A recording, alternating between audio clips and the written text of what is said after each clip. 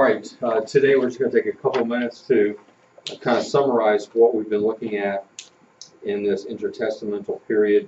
We're not finished with the intertestamental period entirely, but we're going to stop now, take a quiz over what we've had, and when we come back after Christmas break, we'll take kind of a running start at what happens at the birth of Jesus. And some of that will be some things that happened before the birth of Jesus that relate to what we've been looking at here.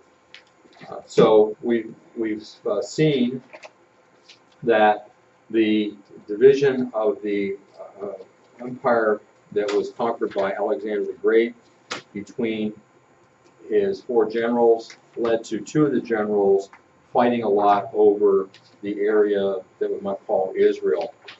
And the last thing that we looked at was the fact that the Israelites, the Hebrew people, under the leadership of the Hasmonean family, initiated the Maccabean revolt, named after Judas Maccabeus, the son who led it, and that he and those that followed him were able to establish Israelite rule over that area finally, once again. This is then the independence of Israel that takes place for a little while. When we get back after break, we'll talk more about specifically what happens, how the nation of Israel grows for a time, but eventually it would be taken over little by little, first by influence and then directly by Rome itself. And so we'll see that connection with Rome, the Roman Empire, as we proceed from there, and then how that will affect what occurs when Jesus is born and the circumstances around that.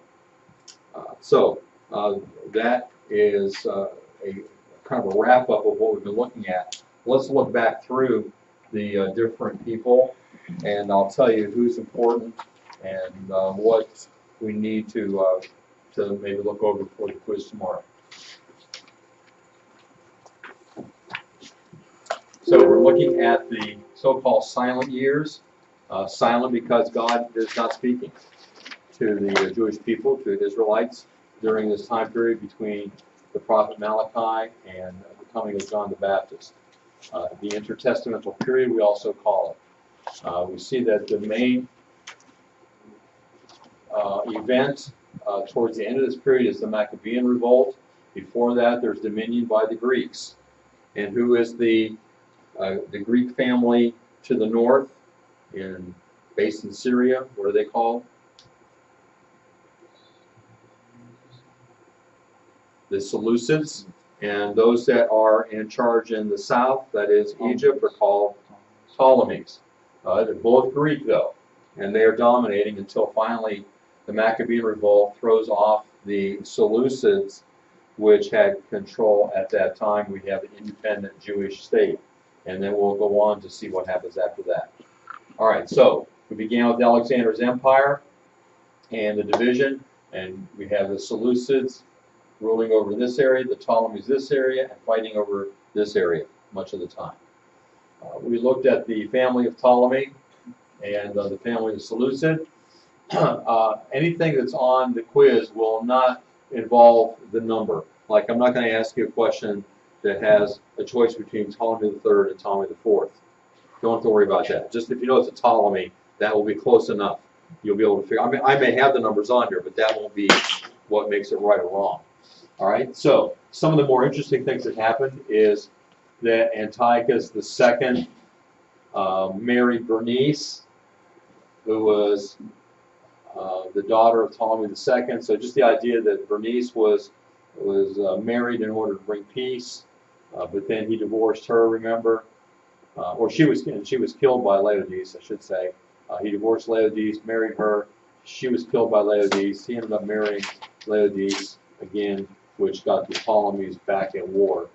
The next really important person is Antiochus III, Antiochus the Great.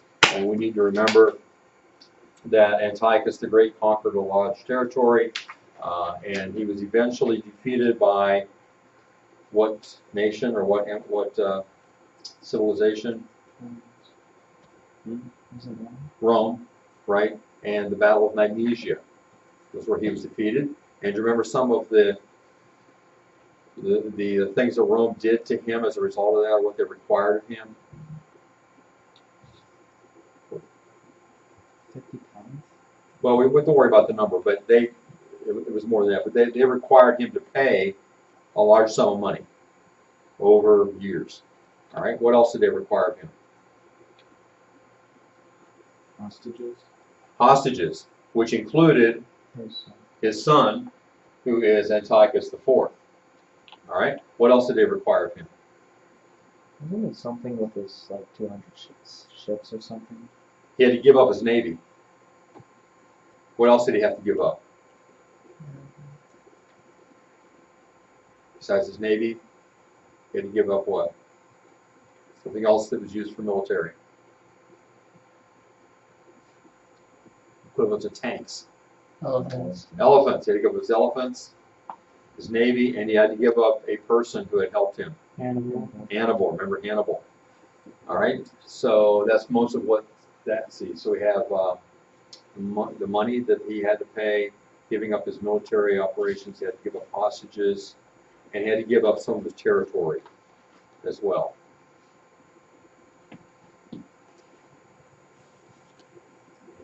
There's one more thing. Maybe not. If there is, you should remember that one too, because I've forgotten it right now. So Antiochus III dies how? How does he die? Okay, we're going to stay over this side of the room. Matthew. Was he the one who stabbed him off with the bomb? No, that was in the Maccabean revolt. That was one of the fighters for the Israelites. How did Antiochus III die? He went to one of the god temples and tried to steal gold. Right. And got stabbed. He was attacked by the local populace there. He's trying to steal gold out of the temple to pay the Romans, and he dies as a result of that. And so he is followed by his son Seleucus IV, and we don't really need to know much about him. One more thing we should remember about Antiochus the Great. Remember, he married off his daughter Cleopatra to Ptolemy to try to establish peace, but remember, he thought she would influence Ptolemy to do what he wanted, but instead she influenced Ptolemy to do what Ptolemy wanted. She supported him against her dad. So we're running out of time, so let's jump to the next important guy, Antiochus IV, or Antiochus Epiphanes. And we learned a number of the things that he did in relationship to his nephew, Ptolemy VI. Remember, he captured him, tried to pretend like he was his friend, and then when his brother took over, he pretended to be his friend and go back and try to conquer Egypt for him again. He was not able to conquer all of Egypt, went back home, took out his frustrations on Jerusalem. Then he goes back again when Ptolemy VI and his brother get together against Uncle Antiochus. So he came down again and wants to take over Egypt, but who stops him? Who stops him from entering Egypt? He's given an ultimatum. Look, you need to leave, or we're going to destroy you. Who is it that comes into Egypt and stops Antiochus IV from taking over Egypt? They came from another place. They came across the water in, how did they get there across the water? Did they come in? Airplanes? What? Boats? Or ships? It was the ships of where? The ships of Kittim, which carried who? What kind of people? What soldiers? What army? Roman. So Romans came down and said, no, you're not taking over Egypt. And so that really made him mad. He goes back, and who does he take his anger out on? The Jewish people. And what does he do? What are some of the things he does? Defiles the temple completely. Right, he defiles the temple. Here he is, the small horn. And here's some other things real quickly. He goes against, he tries to wipe out the Old Testament law. He defiles the temple, makes the priests eat pig meat. He kills late women who circumcise their babies. Forces priests to make sacrifices of pigs and eat it, all that stuff, right? So look over that in case I've left something out. And what happens? Does somebody stand up against him? What was his name?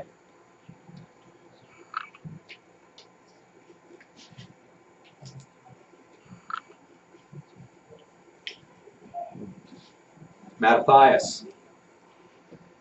He and his sons then lead a rebellion, and it's called what? The Maccabean Revolt. His sons basically run it because Mattathias dies partway into it. Who is the main leader among the sons? Judas. And he's called Judas Maccabeus. Judas the Hammer. He dies partway through. Simon takes over. Jonathan gets killed. So eventually Simon becomes the leader. And that's why after Simon we're going to see some other people that are going to be the leaders of Israel. In the Maccabean Revolt, we have seen Antiochus IV came down to Egypt. He is repulsed by Romans who come in. He goes to Jerusalem and takes out his vengeance on the Jewish people and uses elephants against them as well. All right, now that took us to then the Jewish people were the Jewish rebels were finally successful. They took Jerusalem, and what was the problem? They wanted to rededicate the temple, get everything back in order again. What was the problem? Not enough oil. So what was the solution? How much oil did they need? 8 days worth. How much did they have? One. So what did they do? Use it all. What? Use it all. They just put the 1 days in, but what happened? They burned They burned for 8 days. And what holiday came from that? Holiday. Right. Okay. That almost got us to the end. Yeah. What's weird that one of the people at our church talked about Hanukkah last night. Oh, really? Yeah. So we covered some of the same stuff that we did. Yeah.